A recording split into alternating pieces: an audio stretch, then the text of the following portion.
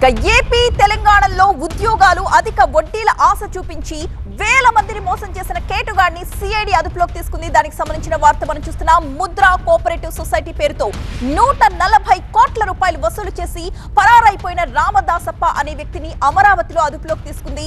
4 ఏళ్లుగా తప్పించుకుని తిరుగుతున్న మోసగాడిని ఎట్టకేలకు అరెస్ట్ చేసి రిమాండ్కు తరలించారు. ఇంతకీ బాధితుల నుంచి సేకరించిన ఈ నిధులన్నీ ఏమైపోయినట్టు, ఎక్కడికి తరలించినట్టు, ఈ స్కామ్ లో ఇంకా ఎంతమంది ఉన్నారు?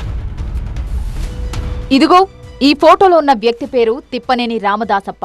చూడ్డానికి భలే అమాయకుల్లా ఉన్నాడు. చూడ్డానికి అమాయకుల్లానే ఉన్నా మనోడు మహాముదురు, రాటు తేలిన కేటుగాడు. అమాయక ఫేస్తోనే వేల మందిని నమ్మించి నట్టేట ముంచేశాడు.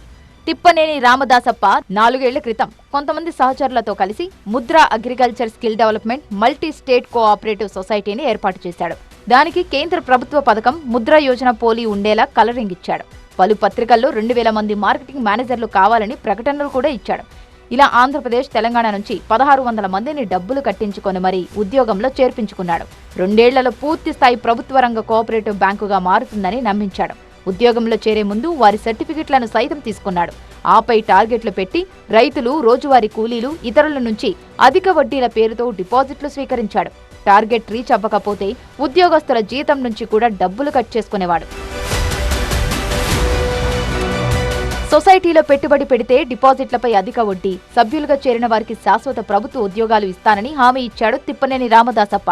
సొసైటీని త్వరలో ప్రభుత్వ గుర్తింపు పొందిన బ్యాంకుగా మారుస్తామని మాయమాటలు చెప్పడంతో అతని మాటలు నమ్మిన మార్కెటింగ్ మేనేజర్లు అమాయక ప్రజల నుంచి పెట్టుబడులు పెట్టించారు. తెలుగు రాష్ట్రాల్లో మొత్తం 330 బ్రాంచులు ఏర్పాటు చేసి అనతి కాలంలోనే 140 కోట్లు వసూలు చేశారు. అయితే సాగినంతకాలం సాగిందే. 1 బ్యాడ్ డే సీన్ రివర్స్ అయింది. జీతాలు ఇవ్వకుండా పెట్టుబడులు పెట్టిన వారికి డబ్బులు చెల్లించకపోవడంతో మోసపోయామని గుర్తించి బాధితులు రోడ్డెక్కారు. ఇలా తెలంగాణ, ఆంధ్రప్రదేశ్లోని పలు పోలీస్ స్టేషన్లలో ఫిర్యాదులు వెల్లువెత్తడంతో రామదాసప్ప బండారం బయటపడింది. అనేక చోట్ల కేసులు నమోదవ్వడం, బాధితుల సంఖ్య పెరగడంతో కేసును సిఐడికి బదిలీ చేయగా గుట్టురట్టయింది. సిఐడి రంగంలోకి దిగడంతో ముద్రా కోఆపరేటివ్ సొసైటీ తీగలాగితే పెద్ద డొంక కదిలింది. ఉద్యోగాలు, అధిక వడ్డీల పేరుతో కోట్లు కొల్లగొట్టినట్లు సిఐడి తేల్చింది. సిఐడి ఉచ్చు బిగించే క్రమంలో రామదాసప్ప అజ్ఞాతంలోకి వెళ్లిపోయారు.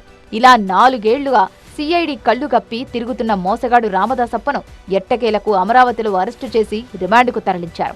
ఇక బాధితుల నుంచి వసూలు చేసిన డబ్బులను ఆంధ్రప్రదేశ్లోని ఏపీఐఐసి లిమిటెడ్ ద్వారా పారిశ్రామిక ప్లాట్లను కొనుగోలు చేయడానికి మళ్లించినట్లు సిఐడి గుర్తించింది. అయితే పలువురు సన్నిహితులతో సొసైటీని ఏర్పాటు చేసిన నేపథ్యంలో ఈ స్కామ్లో ఇంకెవరైనా ఇతర లబ్ధిదారులు ఉన్నారా, రామదాసప్ప ఒక్కడే స్వాహా చేసేశారా అనే కోణాల్లో సిఐడి మరింత లోతుగా దర్యాప్తు చేస్తోంది.